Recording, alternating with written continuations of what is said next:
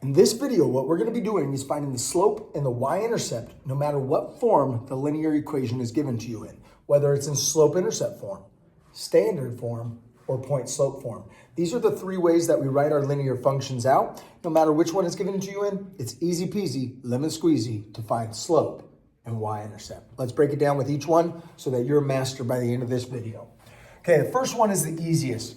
What we're going to do is we're just going to try and get every one of these equations into y equals mx plus b. This is called slope-intercept form, and the reason we call it slope-intercept form is because we are providing you with the slope, m, and the y-intercept, b. So the number that is attached to the variable x will always be our slope. The constant that's all alone on the end, usually, the number by itself, is the y-intercept. Now, if you look at this equation, it's already written in that form. That's why this one's the easiest, and I have no space for any work because there's no work to be done. But on this one, I'm going to have to rearrange my terms and move things around in order to find the slope and the y-intercept. And same with this one. I need to clean some things up, move some terms around. So let's go through each one so you know what you're doing. All right, this first one. It matches up y equals mx plus b. So if 1/3 is in place of where the m is, that's our slope. So we're going to just go and say slope is 1/3. Y-intercept is the constant, the number all by itself, which in this case is a 4. So you are done with that problem right there. Most students don't have any issues with those. It's when I give them a standard form equation and ask them to give me the slope and the y-intercept, and they start to do things like, oh, 18 is a number all by itself, so it must be the y-intercept. Don't you dare do that. You don't know what the y-intercept is until you have created an equation that looks like y equals mx plus b. So in order to make this equation from that, I've got to move some things around using algebra. So what I got to do is I got to get y by itself. 3 is attached to y, so we're not going to remove that yet. We need to get this term of 2x to move over to the right side. So I'm going to use my inverse operation skills. That's a positive 2x. I'm going to be taking 2x away, canceling. I'm going to remove 2x from the other side. Now, if you notice, you got an 18 minus 2x. These are not like terms, so they cannot be combined. We just write these as two separate terms. So I'm just going to say negative 2x, and positive 18 is going to be written as plus 18. Now, I still have this negative 3y on the left side. That's just going to come straight down. I've got to get rid of the coefficient attached to the variable. So I'm going to divide by negative 3, divide by negative 3, divide by negative 3.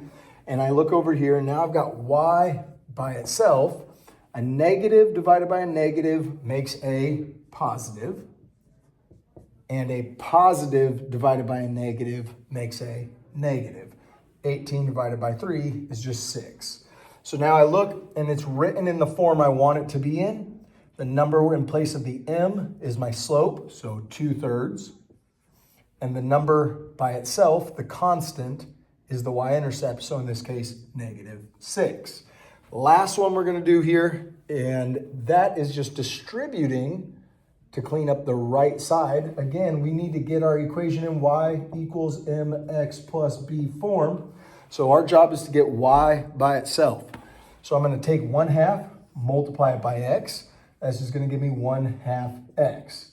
1/2 multiplied by a negative 6 is going to give me negative 3, equal to, bring all this information down, and my last and final step to get y by itself is to get rid of that guy, plus 4.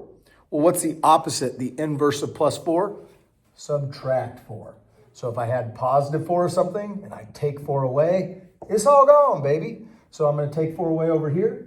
What is a negative 3 minus 4? That's going to take me all the way back to negative 7. 1/2 x comes down.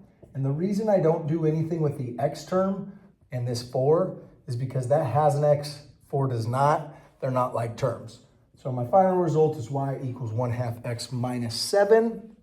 I look and I say, what's my m? 1/2. So that's my slope. What's my b? The constant by itself is negative 7. That's my y-intercept. So again, all we're doing is putting each one of these equations, no matter how they start, we eventually got to get to slope-intercept form. Hence the name. Slope-intercept gives you the intercept as well as the slope. Study hard and good luck on your upcoming test.